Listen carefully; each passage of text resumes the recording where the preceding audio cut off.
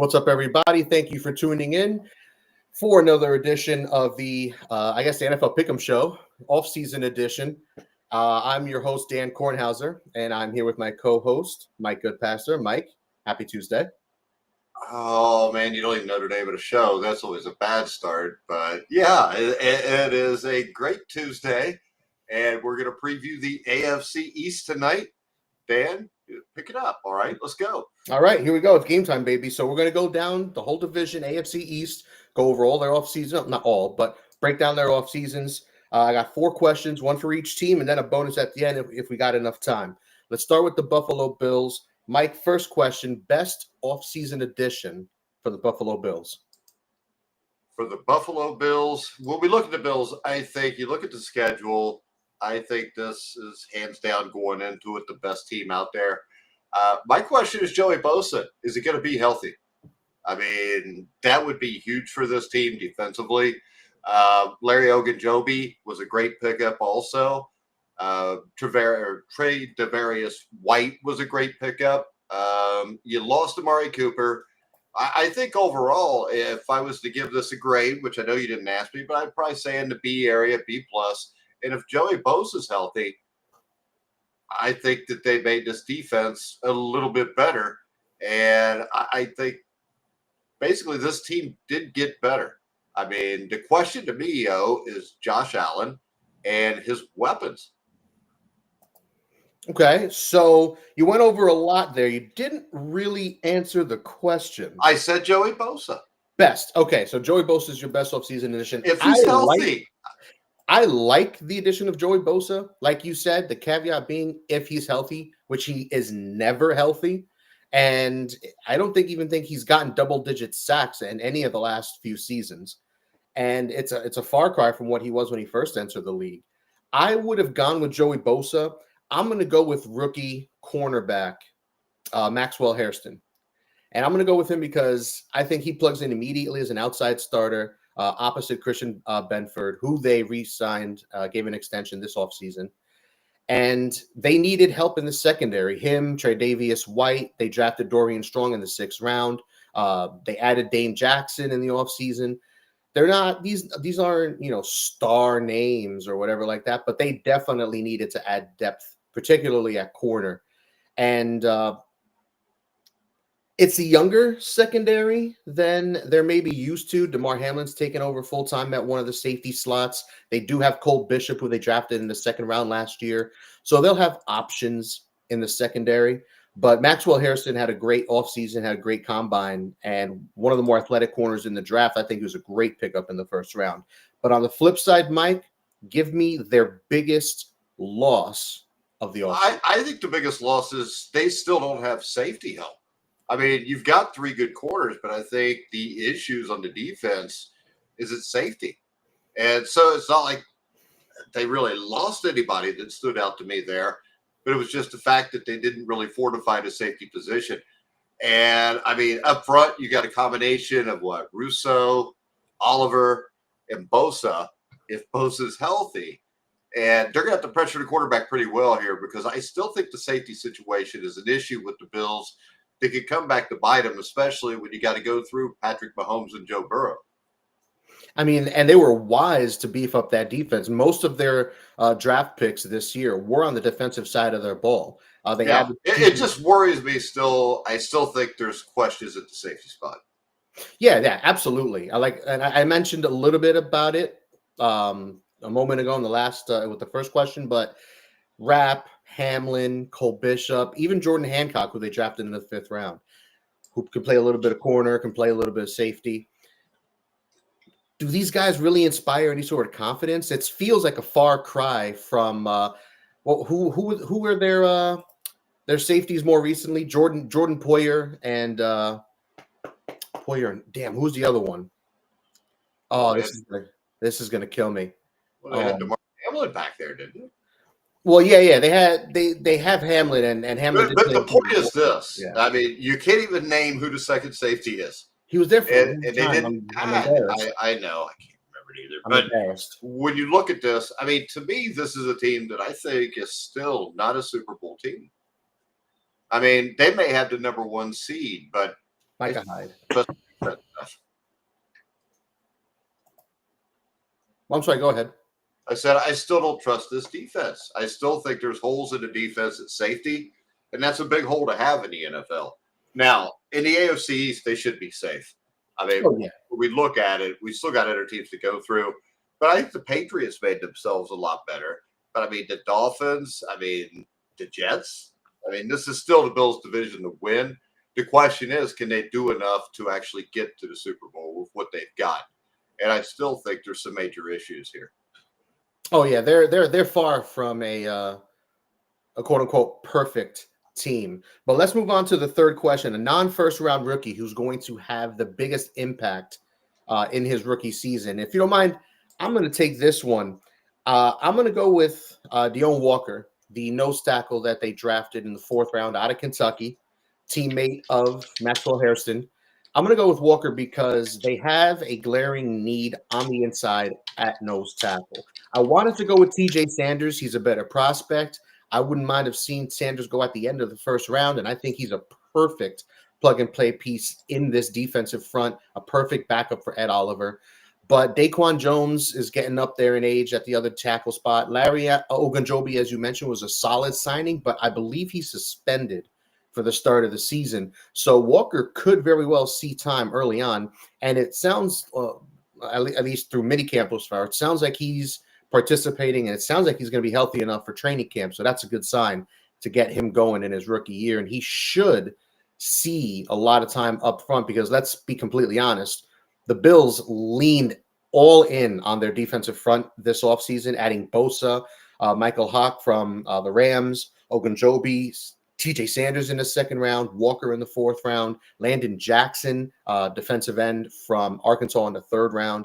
So they really added talent. They still have AJ Epinesa. They still have Dwayne Carter from last year, who they took in the 3rd, who they are still really high on. So the offseason for me was very clear. And you said, Mike, you think their defense is still a liability. And I kind of agree with you a bit, but you can't fault them for trying. I think this with the draft, and maybe it won't be, because my guy would be Landon Jackson. I like Jackson. He's fundamentally sound as a player. And the thing about him is I think he's got a very high floor. He's got very good length. He's a versatile defensive end. And I think he's a guy that's going to need to improve, though, but I think he can help. And, you know, when we talked about safety, they did make a couple additions there, I think, at Hancock and Lewis. But I think it's a lot to ask both guys to be able to step in right away and play. But I like Jackson. And I'm not completely sold on him, but I think he's a guy with a high ceiling that could really turn out to be a good player. If Joey Bosa is still not quite right, Jackson and Hawk might see a lot of time early on, because I think AJ Epinesa, he's been there for a few years, but I think he's more of like a 2-down kind of guy, maybe more like a rotational guy. And Landon Jackson, I think, has got at least a physical profile to develop into a potential starter on the edge somewhere down the line with the right development. So I'm with you on it with Jackson. We're actually, you know what? We're making really good time with this first team. So let's go to the 4th and final question for the Bills. Did the team get better, worse, or stay the same? I think this. I think they got better. I think there's still some holes, like I said, in safety. But if they drafted well, if this is a knock it out of the park draft, it could change everything I think about the Bills, and they could be a Super Bowl contender. And I think it's hard to not put them as a Super Bowl contender, because I see most people rank their schedule right around the 5th easiest in football.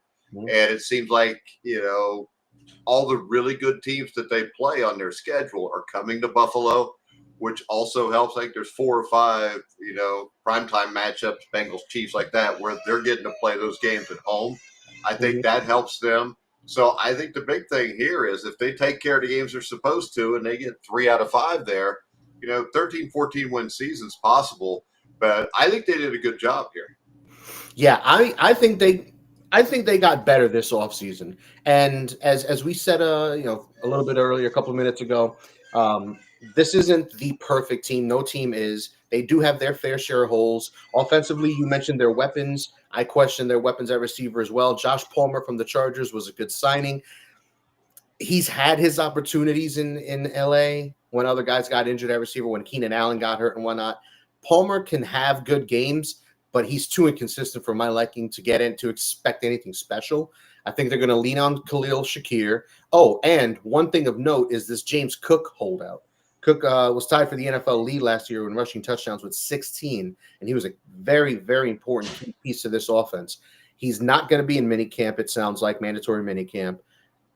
I wonder what we're going to see come training camp, but if he holds out, they're going to have to lean more on guys like Ray Davis and Ty Johnson at running back, and that's not ideal for a team with Super Bowl aspirations.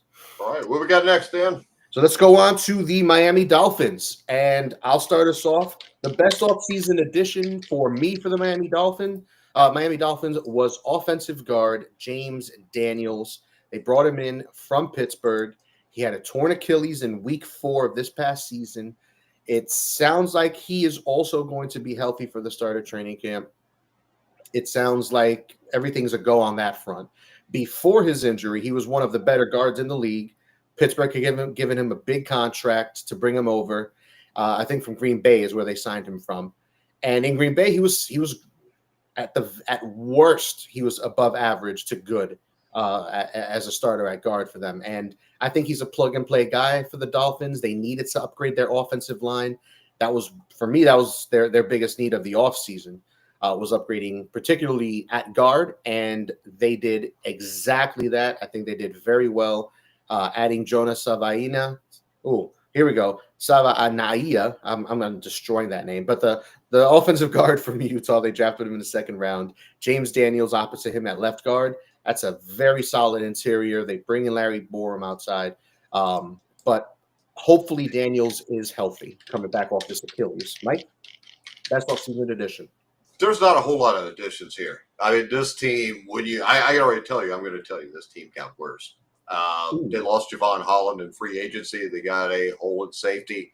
I don't think they filled that with the Davis kid. I'll just go with what you said. And I'll tell you this, the Miami Dolphins, I think, will be the first team to fire their head coach this season. Wow. That's a prediction. You know, I'm going to write that down. That's a prediction right there. Where's my pen? The first now, not the first team in the AFC East or the AFC, the first team in the NFL. Well, I mean, I'm going to predict that because he's obviously the first guy that should be fired, and he shouldn't even make it to the start of the season. Wow, Miami, first team to fire their coach. That's bold, man. That's really bold because he should be fired. He's an absolute joke. Bold teams out there, man. He's an absolute joke, though. Wow, I'm gonna make a note of that. That's awesome. Hold on. First prediction, folks. First prediction of the show. First team to fire the head coach. Wow. Wow. I love it. Okay, so simple, easy. First question. We both agree on the same guy. You know what? I'm going to give you guys a bonus. I'm going to give you a quick bonus.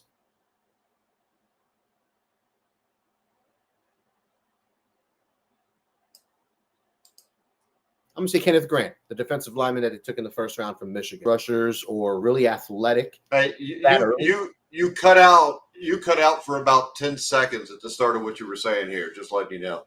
Oh, no. People might have missed it. Yeah. Kenneth Grant, defensive lineman from Michigan.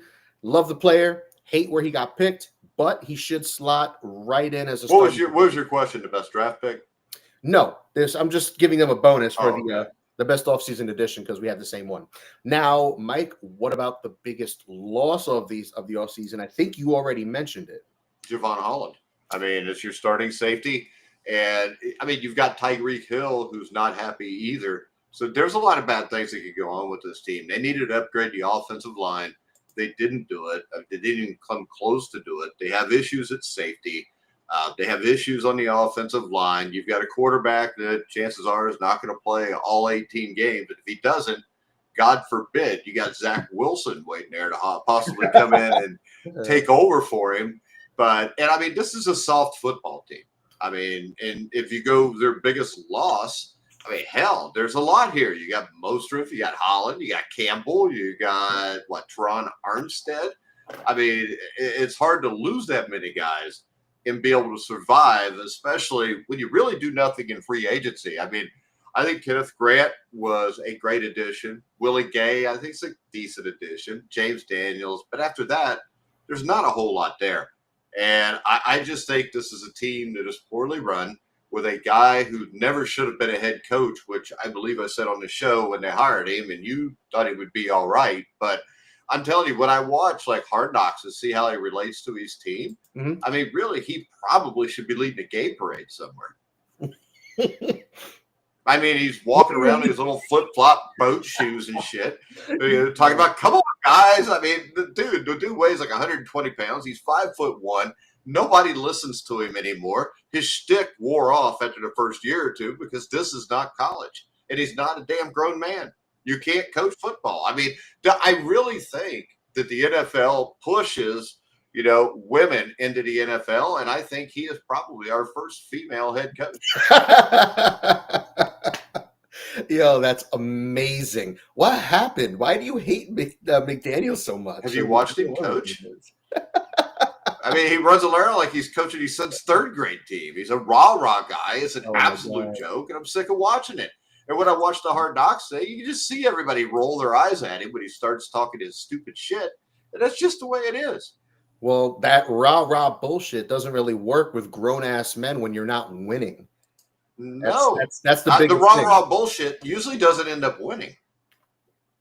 I mean, at least Dan Campbell's like 6'5", 270, so you got to pay attention to him because he might whip your ass if you don't. I mean, yeah, he's in better shape than some of those Detroit Lions out there. But anyway, so you said the biggest loss was Holland, yes?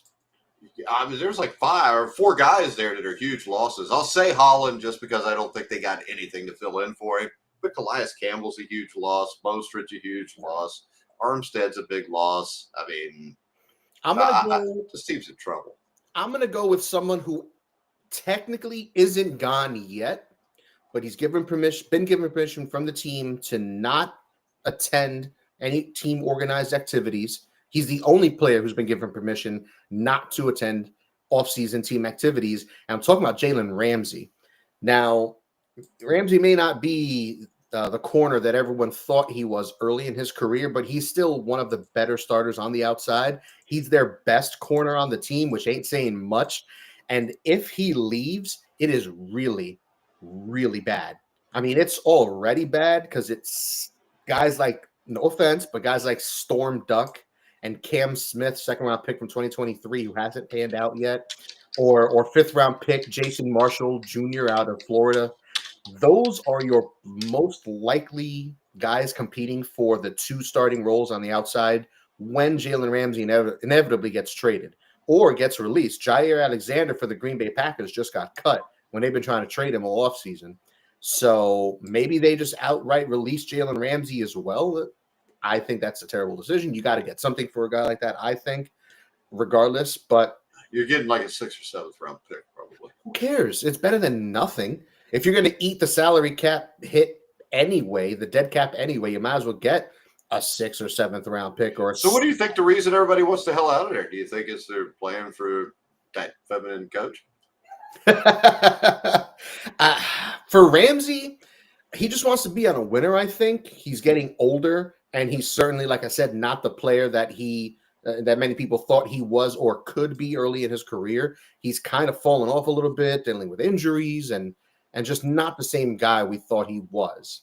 So for him, I think it's more of like this team's not really going in the right direction. Kind of want. I still think this team ends up firing their coach by midseason, and I think that this franchise is more likely to see the floor this season.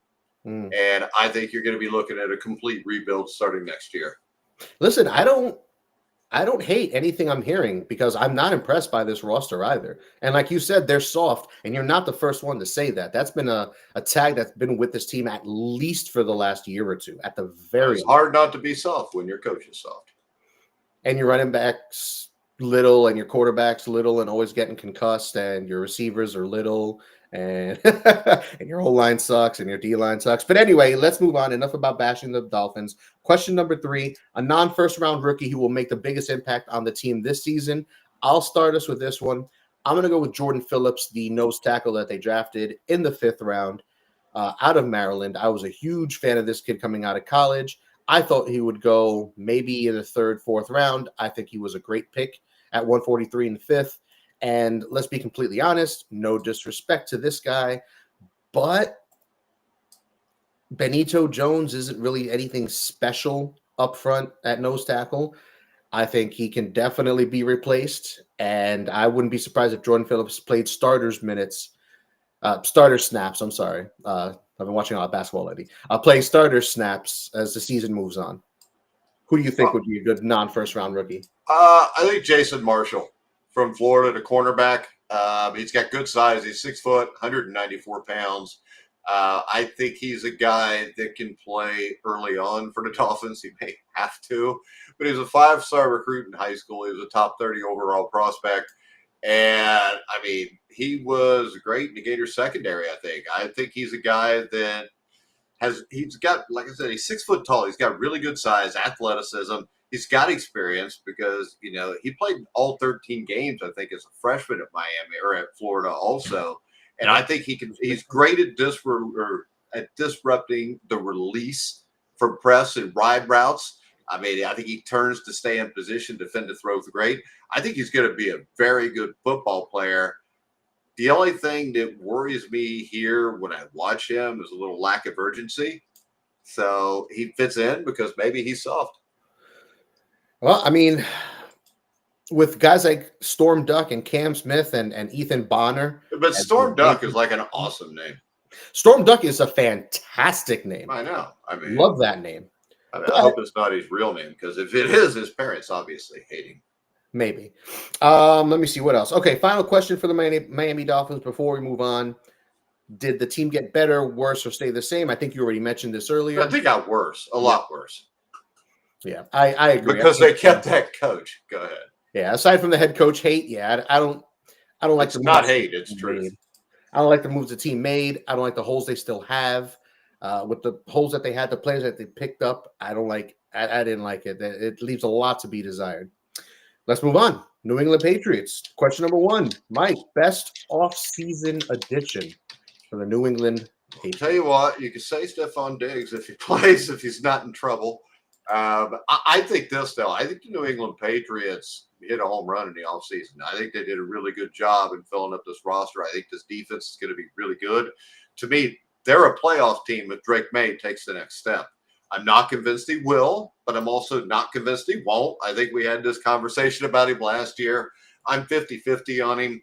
I like the kid from Tennessee myself, but that's just me. I really don't think there's a big – I think they're both 50-50 guys, to tell you the truth. So, yeah, Milton, I think he's looked good at times, but I think they did a lot of things. I think their biggest addition is Mike Vrabel.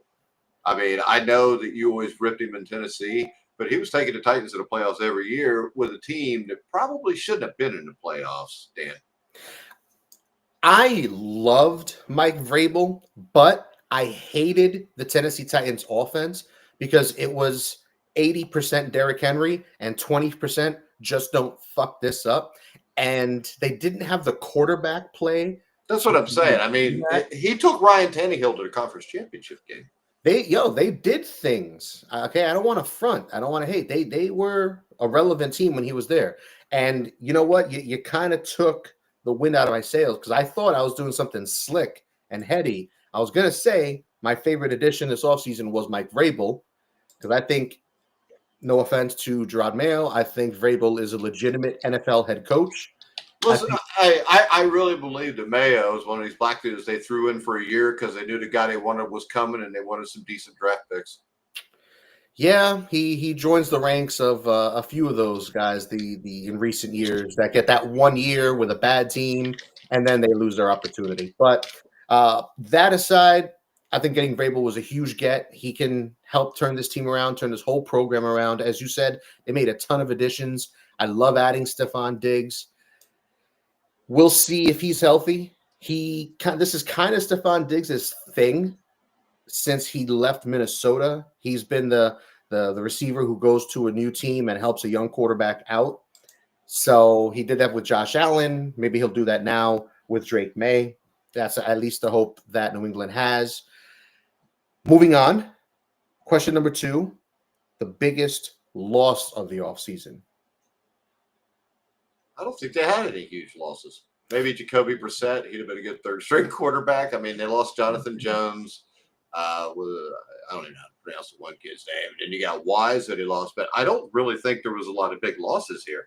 I mean, I think this is a team that if I had to give their offseason a grade, it would be an A. I mean, I think they made themselves a contender. And I think that they could go a long way if Drake May is the real deal. We don't know if he is or not. But if he is the real deal, I think this team could win 10 games and make the playoffs. I don't see why not. I mean, considering the Dolphins might be treading backwards and the Jets not quite right potentially. New quarterback. Well, the Jets are kind of in the same boat as the Patriots. I think the roster is actually fairly well constructed, but you're leaving this on Justin Fields. And I would have more hope with Drake May than I would Justin Fields right now.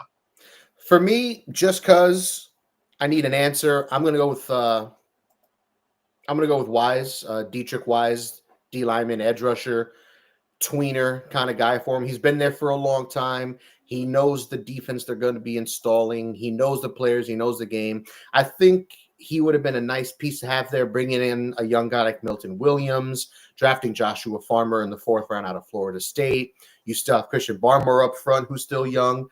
Yeah, there's not a lot of veterans up front, so maybe they might miss his veteran presence because that's important in the NFL. You can't just have nothing but young guys on the whole roster and think you're going to do something special. But the good thing for the Patriots is they're building it. They're not competing for a championship, so they'll be all right with all these free agents up front and their rebuilt front seven.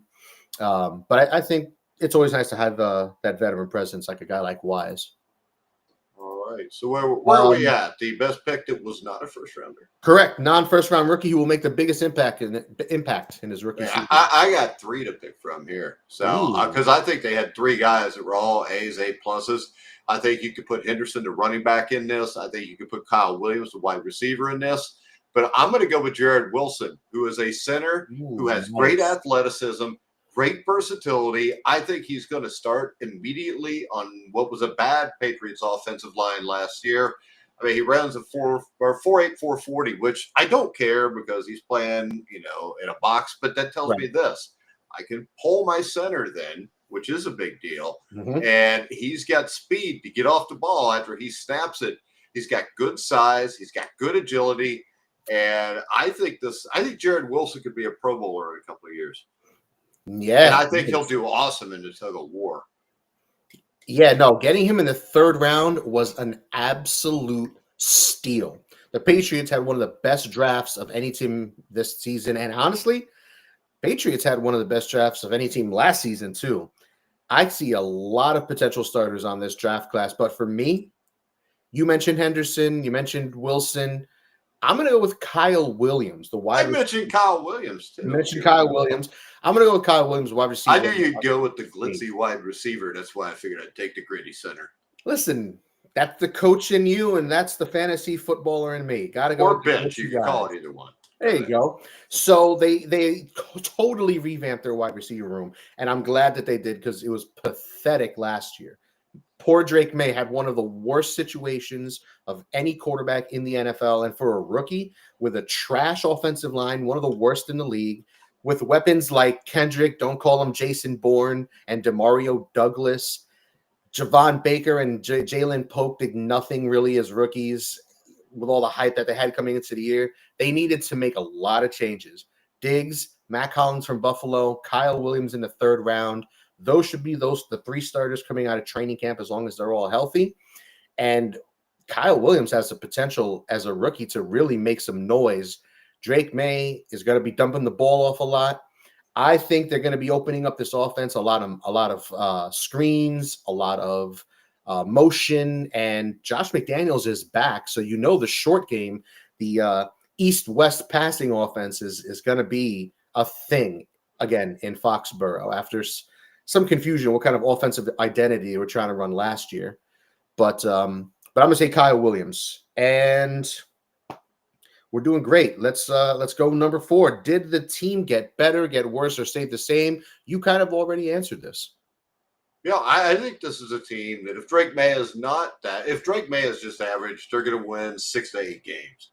If he plays anything above average, this is a team that can make the playoffs and win 10 games. I mean, this team is set up. And the thing is this, if Drake May's not the guy and Joe Milton's not the guy, they're just missing a quarterback because this team's offensive line got a lot better. And I think the defense will be outstanding. So I think this is a team that got markedly better this season. Well, that's actually the second time you mentioned Milton. They traded Milton to yeah, that's right. I forgot about that. Well, that's my point is I would have went with Milton. And their backup quarterback is now Joshua Dobbs, for what that's worth. Yeah, it sucks. I should have just went with the guy from Tennessee. Everybody would have thought I had Josh Dobbs. It's all right. It's fine. Yeah, I'm gonna agree with you, man. I think the Patriots got much better. I don't know how you could look at the moves that they made this offseason and think anything else. But let's be completely honest. For a team picking in the top 4 and was in the top contention for the top pick most of the year, it's kind of hard to get worse. It's kind of hard to go backwards. But kudos to them. They made a lot of great moves, and this team could surprise as soon as this season. And let's move on. Final team, New York Jets. First question, Mike, best off-season addition for the New York Jets? I think the new general manager, Darren, what's his name? Moogie, something like that. But he comes from the Denver Broncos. And I think that the New York Jets did very well in this offseason. They've got the issue at quarterback with Justin Fields. He's not even going to be as good as a 41-year-old Aaron Rodgers, I don't think. You lost Devontae Adams. Is that really a loss anymore?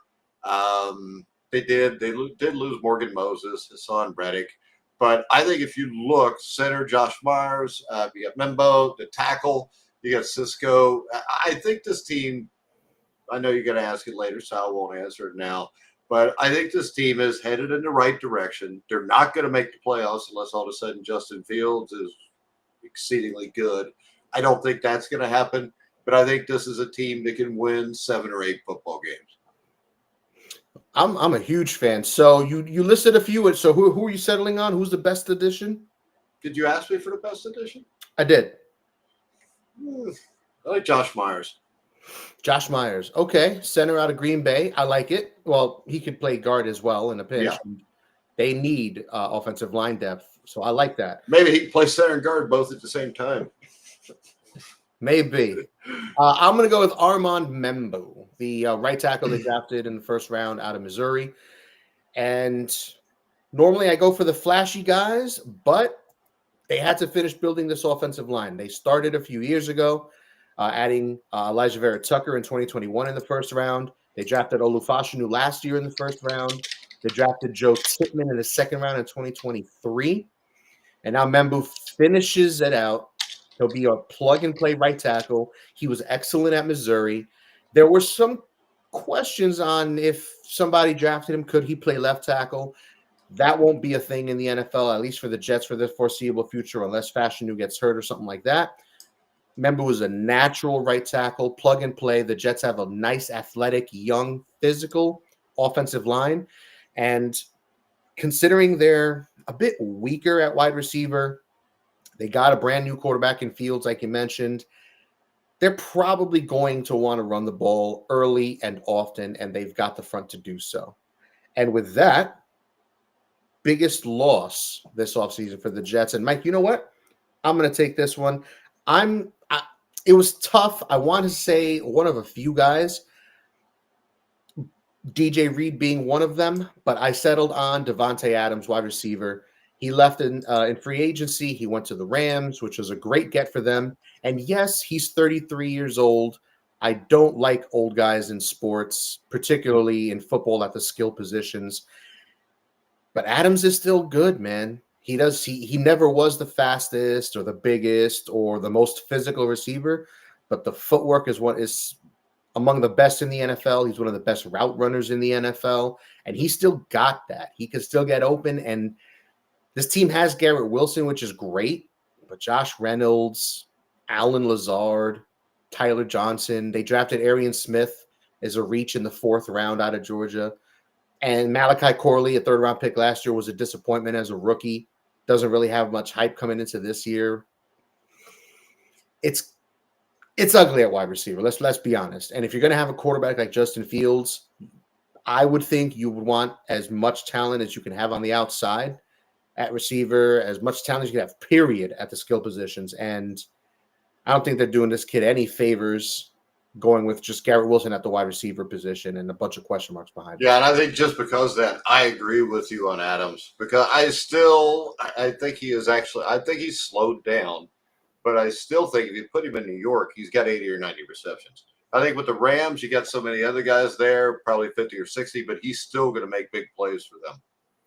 Yeah, that's a tough loss there. So let's move on from that. Let's go to the non-first round rookie who will make an immediate impact. Mike, let's see. There's a lot to pick from here because I actually think they did pretty well in this draft. I do actually. too. You asked me like earlier today to do a show on the AFC East, but I would say Mason Taylor. I mean, I think that they needed an offensive player, or they got him in the second round. If I was these guys, Tyler Warren was available in the first round. I don't hate their first round pick at all, but I think Warren is going to be a special player in the NFL. But Taylor is the son of Jason Taylor, so you got good pedigree there. He's 6'5". He's got good size. He's a threat down the middle of the field, which they need, especially in the red zone. And the Jets have lacked a tight end option of this magnitude. And I think the fact that you got Taylor makes it, Membo was not a stupid pick, if you know what I mean. Right. And I think they got a decent replacement for there, but I really like Tyler Warren a lot. Mason Tyler, that's the one you're talking about. Yeah, that's what I said. And then I started talking about Tyler Warren. I said Mason Tyler. But yeah, no, you know what? I was going to say Mason Tyler as well, but to give a different answer. It's Taylor. See, you screwed up now. I was going to say Mason Taylor, but I'm going to give you a different one. I'm going to go with Malachi Moore, the safety they drafted out of Alabama in the 4th round. And I say that because, Mike, as we were talking about the Buffalo Bills before, their questions at safety. Same thing with the Dolphins, questions at safety. And now, same thing with the Jets, questions at safety. I know you mentioned they signed Andre Cisco from the Jacksonville Jaguars, but Tony Adams is penciled in as the other starter at this point. A nice veteran piece. New coaching staff, new system, and Malachi Moore was a Swiss Army knife for the Alabama. He's played slot corner. He's played at safety. He's played in the box. He's played in the deep middle. So I think while he may not be a starter week one, I think the potential is there for him to see the field early and often, at the very least at safety, maybe even on third downs. And and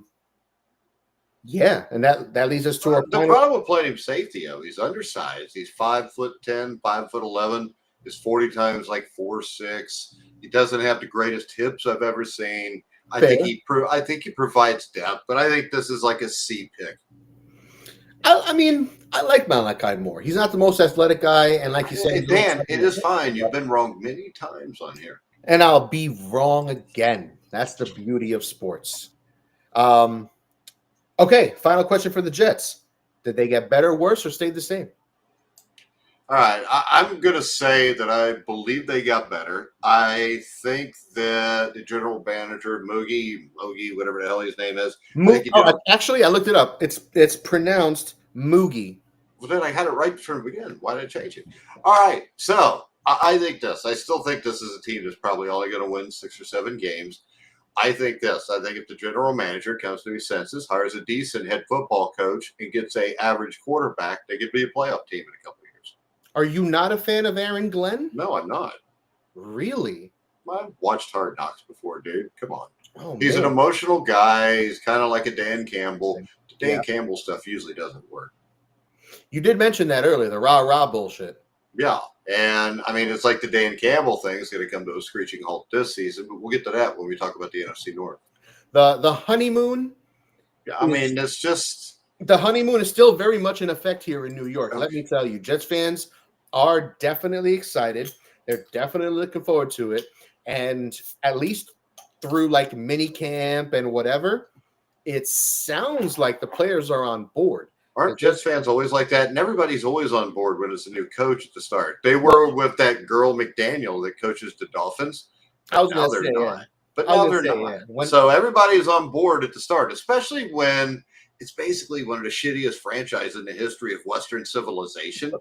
I mean, not to rip Jets fans, but I mean, come on. I'm a Bengals fan, and I think you guys are a shitty organization. And I mean, the only thing that can save you is if Joe Burrow has a kid and you draft him 20 years from now, probably, because the Jets are shitty. I mean, they always pick poor head coaches. They pick poor quarterbacks. I mean, Zach Wilson. Come on. Did you argue with me on that one when I told you immediately he was going to be shitty? Are you sure, Dan? I'm positive. Because you almost always give me pushback on everything. And No. You're always wrong. Give me a quarterback you were right on, I was wrong on. What do you think about Anthony Richardson? Oh. You liked him. No, I did not like Anthony Richardson. Okay. Because I'm a Florida fan. I remember seeing this guy and being unable to hit the broadside of a barn. I hated it that he got taken 4th overall. He never belonged. I had him as a 2nd-round pick, and that's only. See, that shows you know absolutely nothing. Nobody would pick him in any round that had any brains whatsoever. Only because he's 6'5". Yeah, if you're going to put his ass in tight end. 4.40. Yeah, but he's soft as butter. His feet are horrible. Awful. The biggest thing here is he's soft as butter. He's a bitch. He tapped out of a game because he was tired. So bad. So bad. He makes Zach Wilson look good. So bad. But we're gonna be. He makes Daniel Jones look like a Hall of Famer. Bro. Whoa, yuck!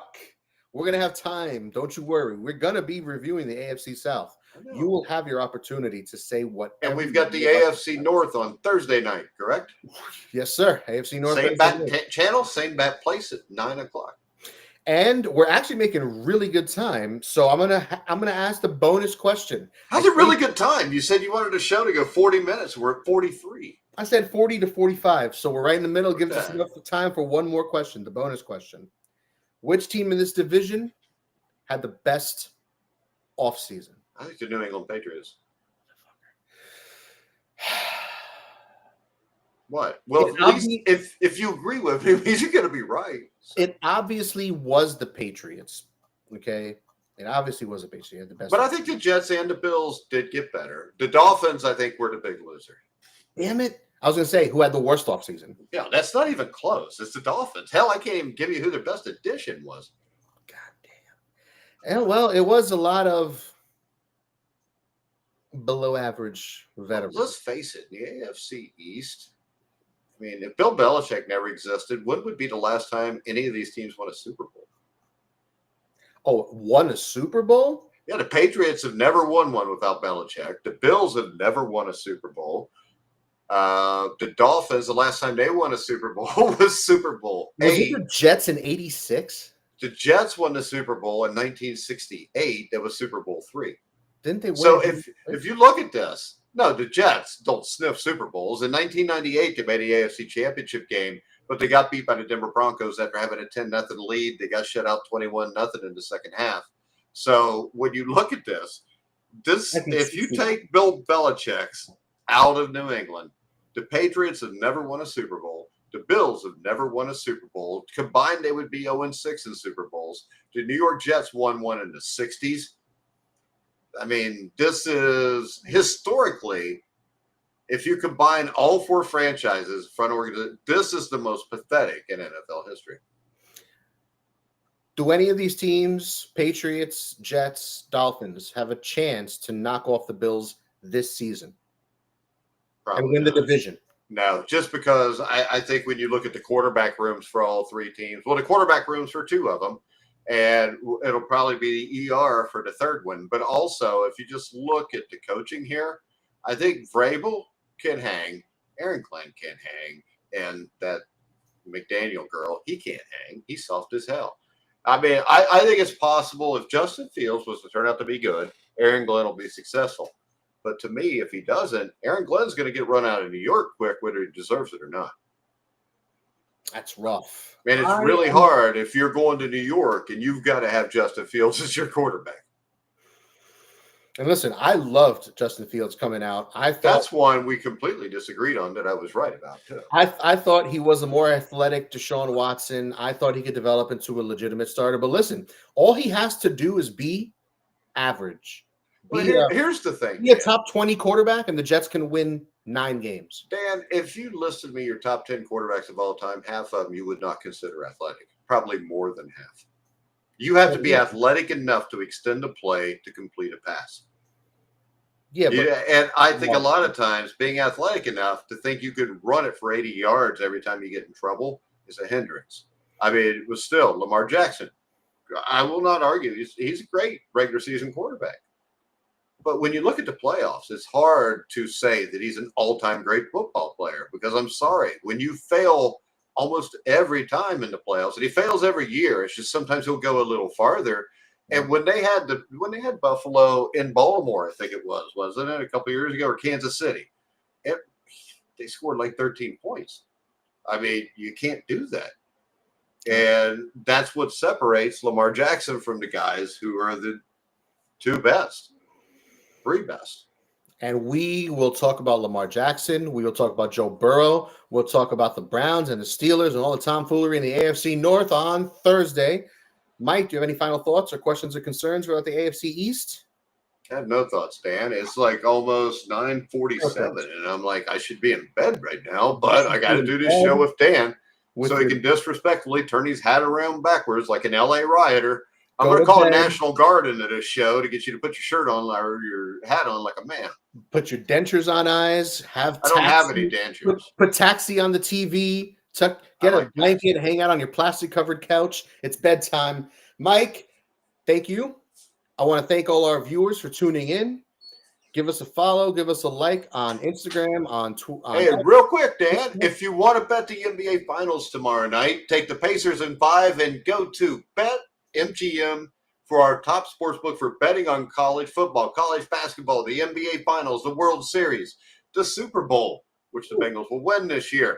But make sure you go check out BetMGM. You can click on the links in the description down below if you're watching on YouTube. Go ahead and finish this out, Dan. For my Goodpaster, I am Dan Kornhauser. Thank you guys for tuning in. We'll see you Thursday night. As Mike said,